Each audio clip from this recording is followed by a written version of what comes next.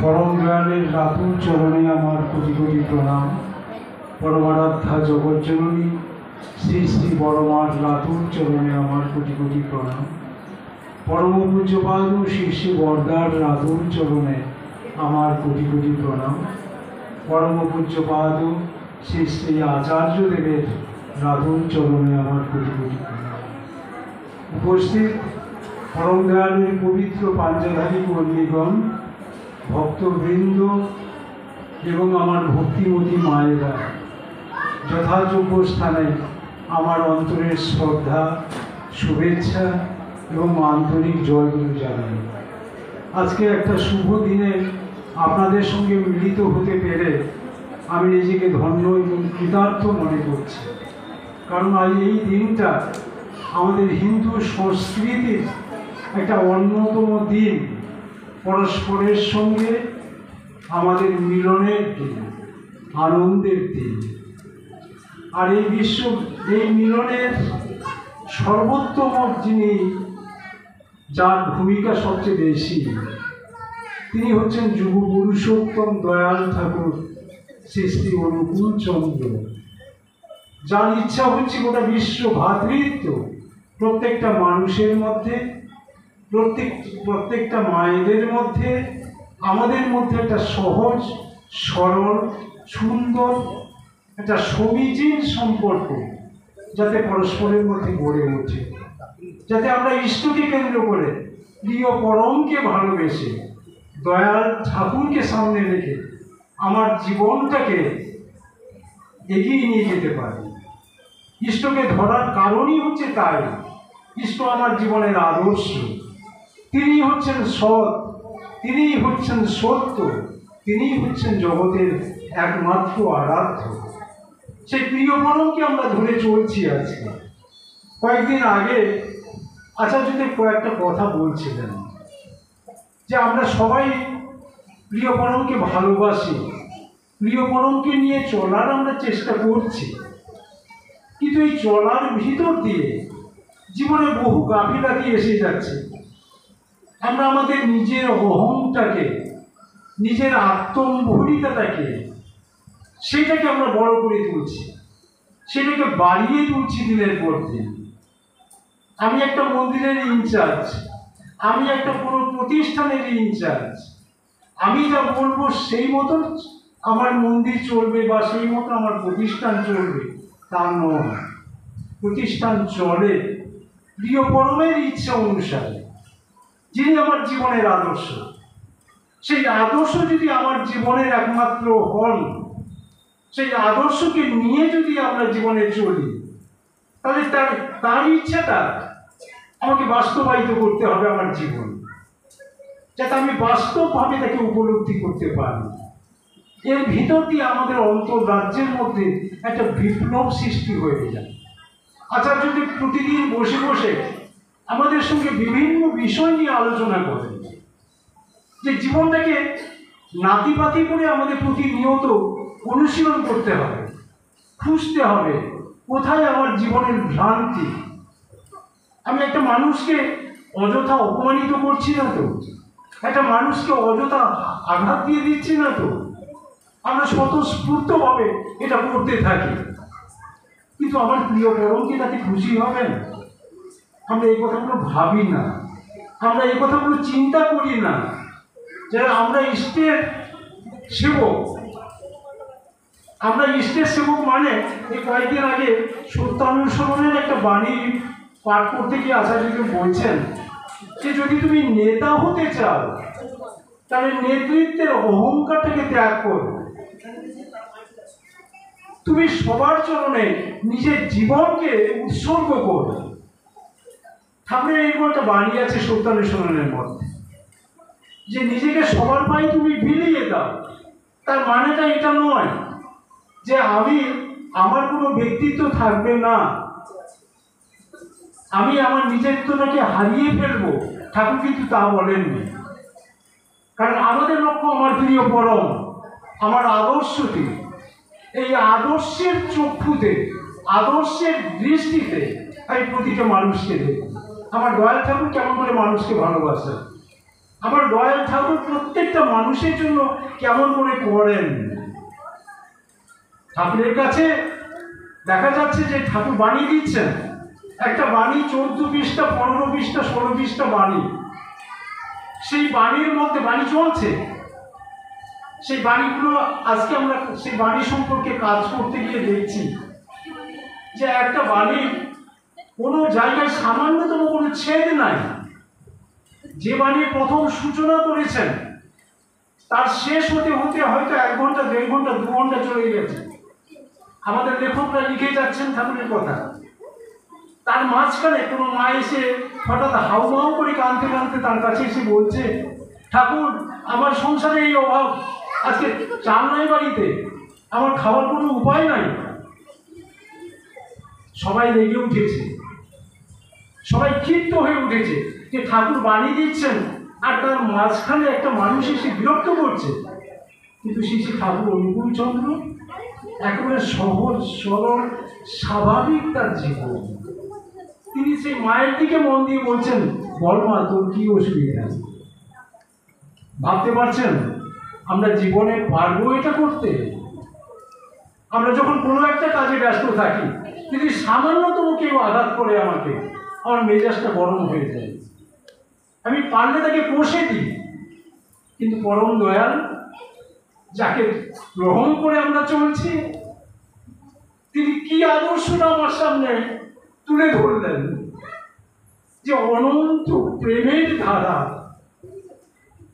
তার ভালোবাসার সামান্যতম কোনো তুলনা আমাদের জীবনে নাই। আমরা গ্রহণ করতে পারছি না তাকে। তিনি কেমন করে ভালোবাসেন মানুষকে। তিনি তার বাণীটা বন্ধ করে সেই মায়ের সমস্যাটা মেটালেন। আবার ঠিক আরো একটা মজার কথা দেখুন, যে বাণীটা তিনি যেখান থেকে ছেড়েছিলেন আমরা তো কথাটা ভুলে যাই। ঠিক তারপরে জিজ্ঞেস করি এরপরে আমি কি বলেছিলাম, কোথায় কি বলেছিলাম। কিন্তু শ্রী ঠাকুর ঠিক তার পর মুহূর্তে যে লাইনটা হওয়ার কথা সেইটা দিয়ে আবার শুরু করলেন, হয়তো 1 ঘন্টা তারপরে বানিয়ে দিচ্ছে। এই যে অদ্ভুত একটা ভাবনা, অদ্ভুত চিন্তা, এটা প্রিয় পরমের পক্ষেই সম্ভব। একটা মা এসে তার কাছে বলছে যে ঠাকুর আজকে আনন্দবাজারে গেছিলাম, আনন্দবাজারে প্রতিদিন ওই মা গিয়ে সবজি কাটে, সেদিনকেও সে গেছে। সেখানে যিনি পরিচালক তিনি তাকে তাড়িয়ে দিয়েছেন, তাকে মনের দিক থেকে খুব আঘাত করেছেন। কিসের জন্য? না, যে টাইমে যাওয়ার কথা সেই টাইমে তিনি যাননি, তিনি দেরি করেছেন যে, তাই তাকে একটু বকাবকি করে তাকে তাড়িয়ে দিয়েছেন। মাটি কাঁদতে কাঁদতে এসে ঠাকুরের কাছে বলছে যে ঠাকুর আমি গেছিলাম, ওই দাদা আমাকে খুব বকাবকি করেছেন, আমার খুব কষ্ট হয়েছে, আমি আপনার কাছে চলে এসেছি ঠাকুর। ঠাকুর বলছেন, কারণ তুই চলে এলি কেন? তুই তো আমার কাজ করছিস, তুই দাঁড়িয়ে থেকে কাজটা করতে পারতিস, তার কাছে বলতে পারতিস আমার একটু দেরি হয়ে গেছে, আমাকে একটু ক্ষমা করে দেন, এরকম করে বলতে পারলি না? ঠাকুর আমার মনে খুব কষ্ট হলো, আমি থাকতে পারলাম না, চলে এলাম এখানে। তো ঠাকুর সে আমাকে এমনি করে বললো কেন? সে সবার সামনে আমাকে অপমান করলো কেন? আমার তো একটা অপমান বোধ লাগে। বলে শোন, তার ভাণ্ডে ওই মিষ্টি নাই, কিন্তু তোর ভাণ্ডে তো মিষ্টি আছে। তুই একটু মিষ্টি কথা বললি না কেন? তুই একটু বিনয়ের সঙ্গে তার সঙ্গে কথা বললি না কেন? তুই ভালোবাসার হৃদয় নিয়ে তাকে বলতে পারতিস যে আমার ভুল হয়ে গেছে। এই প্রসঙ্গ নিয়ে আলোচনা করতে গিয়ে আচার্যদেব সেদিনকে বলছেন আমাদের, বলছেন আমরা মন্দিরে আসি, দেওঘরে আসি বা কোনো মন্দিরে যাই, মন্দিরে চতুর্দিকে পরিষ্কার পরিচ্ছন্ন যতটুকু আছে সেটা আমরা দেখলাম, তারপরে দেখলাম কিছু কাজ পড়ে আছে, কিছু কাজ করা হয়নি, কিছু কাজ করার দরকার ছিল, কিছু জায়গাটা হয়তো অপরিষ্কার আছে। তা আমরা তো তার সেবক। আমি আজ থেকে 20-22 বছর আগে এখানে এসেছিলাম একবার, তার মাঝখানে বহুবার এসেছি। তবে সেই সময় একজন দাদা আমাকে ফট করে এসে আমার মন্দিরের কর্মীদের নিয়ে একটা কমপ্লেন করলেন যে ড্রেনটা এত নোংরা হয়েছে, এই যে ছেলেপুলেগুলো থাকে এরা কিছু করে না, ড্রেন থেকে গন্ধ বেরোচ্ছে।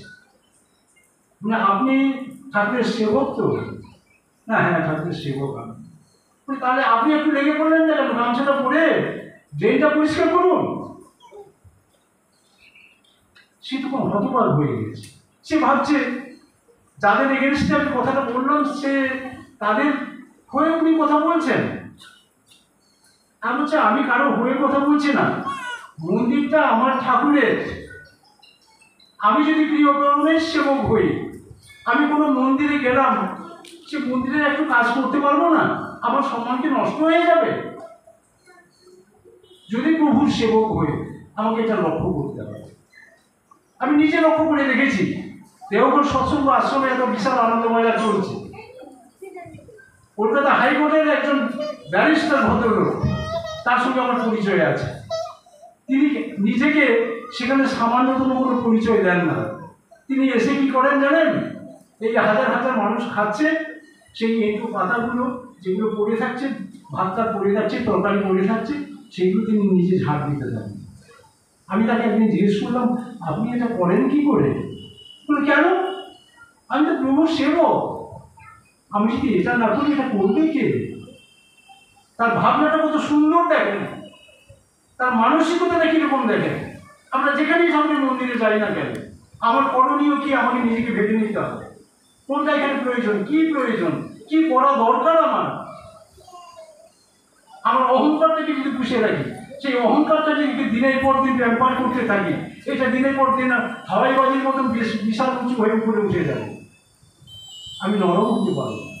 আচ্ছা, যদি বারবার বলছেন জীবনটাকে সাবলাইন করুন, সহজ করুন, প্রতিটি মানুষের কাছে হাত জোড় করে বলুন, প্রতিটি দাঁড়ে দাঁড়ে আপনারা ছুটে যান, ইষ্টের কথা বলুন প্রত্যেকটা মানুষকে, প্রিয় পরমের রঙে সবার জীবনটাকে রাঙিয়ে তুলুন। আজকে পরম দয়ালের কাজ হচ্ছে বিশাল কাজ। এই কর্মসূচিকে আমাকে ঢাকাতে হবে, এটা আমার কাজ, এই দায়িত্বটা আমার, এই সম্পূর্ণ দায়িত্ব আমার। আমাকে নিজেকে এমনি করে ভাবতে হবে, প্রত্যেকটি দাদাকে মাকে এমনি করে ভাবতে হবে, তবে ইষ্টের সেবা। এটা যে এখানকার দায়িত্বে আছে তার শুধু অধিকার নয়, মন্দির শিশু ঠাকুরের তার সেবা করার দায়িত্ব আমার রয়েছে। আমার জীবন দিয়ে, আমার কর্মপ্রাণতা দিয়ে, আমার সমস্ত শক্তি দিয়ে প্রভুর এই ইচ্ছাটাকে পূরণ করতে হবে, আচার্যদেবের এই ইচ্ছাটা পূরণ করতে হবে, তিনি যেটা চাচ্ছেন সেটা করতে হবে। আচার্যদেব নিজে কি করেন জানেন? একদিন মাঝে মাঝে তার ইচ্ছে হয় আনন্দবাজারে গিয়ে প্রসাদ নেওয়ার। তিনি সমস্ত ছেলেপুলেদের নিয়ে আমাদের সঙ্গে নিয়ে চলেন আনন্দবাজারে যাই। আমরা মনে করুন 100 জন মানুষ গেলাম। আচার্যদেব কি করেন জানেন? এই 100 জনের অর্ঘ্য তিনি নিজে পকেট থেকে সেখানে মেটান। ভাবনা চিন্তাটা কত সমৃদ্ধ, চিন্তা করে দেখুন। যে আচার্যদেবকে গ্রহণ করে আমরা চলছি, তার চিন্তাধারাটা কত বলিষ্ঠ, চিন্তা করে দেখুন। তিনি সেখানকার আচার্য, তার দেওয়ার কি দরকার আছে? তিনি নিজে শেখাচ্ছেন এটা, যে এটা আমার করণীয়। আমি আনন্দবাজারে প্রসাদ নিচ্ছি, আমার উচিত সেখানে কিছু অর্ঘ্য দেওয়া। এই হচ্ছে তার জীবন। প্রতিদিন তার জীবনটাকে দেখতে দেখতে আমরা মুগ্ধ হয়ে যাই, আমরা ভেবে অবাক হয়ে যাই, কি বিশাল একটা জীবন। প্রত্যেকটা মানুষের কাছে তিনি কত বিনয় সহকারে। একটা মা সামান্য একটু জিনিস নিয়ে এসছেন, যে এটা গৌরানিমার জন্য আমি নিয়ে এসেছি।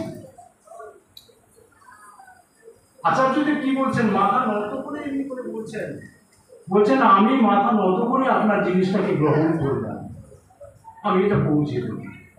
এরকম করে আচার্যদেব বলতে পারেন। তার ভাবটা তিনি আমাদের শিখিয়ে দিচ্ছেন যে মানুষের কাছে কেমন হতে হবে, আমাকে বিনয়ের সঙ্গে, ভালোবাসার সঙ্গে, হৃদয় উজাড় করে মানুষের কাছে হাত জোর করে বলতে হবে। তবে তো আমি ঠাকুরের মানুষ, তবে তো আমার ভিতরে ঠাকুরত্ব আছে, তবে তো আমাকে দেখে মানুষ উদ্বুদ্ধ হবে।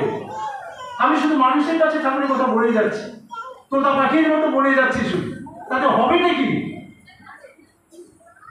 যদি জীবনটাকে সেইভাবে তৈরি না করি, আমার ভিতরে যদি সেই ইষ্ট ভাবনা, ইষ্ট চেতনা জাগরণ না হয়, আমি প্রিয় পরমকে পেয়ে যদি আমার ভিতরে সেই আনন্দের ঢেউ না খেলে, আমার অন্তরটা যদি ভরে না ওঠে, আমি প্রতিটা মুহূর্ত যেন চিন্তা করতে পারি যে প্রিয় পরম আমার সত্তার মধ্যে রয়েছেন, আমি সেই প্রিয় পরমকে অনুভব করছি, প্রিয় পরমেই আমার জীবনের সমস্ত কিছু। এই ভাবনাটা যখন ভিতরে আসে তখন একটা অসীম শক্তির অধিকারী আমরা হয়ে উঠি। তখন যাকে স্পর্শ করব সে তখন চুম্বকের মতন আকর্ষিত হয়। জীবনকে সেই ইষ্টের সঙ্গে যুক্ত করবে, প্রিয় পরমকে ভালোবাসুন। আমার প্রিয় পরম কি কাজ করলে ভালো হবেন, তিনি খুশি হবেন, তৃপ্ত হবেন, আনন্দ পাবেন, সেই জিনিসটা চিন্তা করতে হবে প্রতিদিন, যাতে মাথাটা আমার অন্য কোনো চিন্তার মধ্যে না থাকে। এই মাথাটাকে ইষ্ট চিন্তার মধ্যে ঢুকে রাখতে হবে। সংসারের সমস্ত কর্মের মধ্যে প্রিয় পরমই আমার একমাত্র সব, তাকে নিয়েই আমাকে চলতে হবে, জীবনটাকে তাকে নিয়ে সার্থক করে তুলতে হবে, তবেই জীবনের সার্থক, তবেই জীবনের সফলতা। পরম পিতা আপনাদের জীবনটাকে ভরিয়ে রাখুন, আপনারা আনন্দে পরিপূর্ণ হয়ে থাকুন ইষ্টকে নিয়ে, জীবন আপনাদের সার্থকতায় ভরে উঠুন। অনবরত নাম করুন, অনবরত প্রতিনিয়ত শুধু নাম করুন। নামটাই একমাত্র সম্বল জীবনে, যে নামের ভিতর দিয়ে মানুষ রক্ষা পেতে পারে, যে মানুষের যে নামের ভিতর দিয়ে তার জীবন উত্তরণের পথে এগোতে পারে, তার জীবন সমৃদ্ধতর হতে পারে।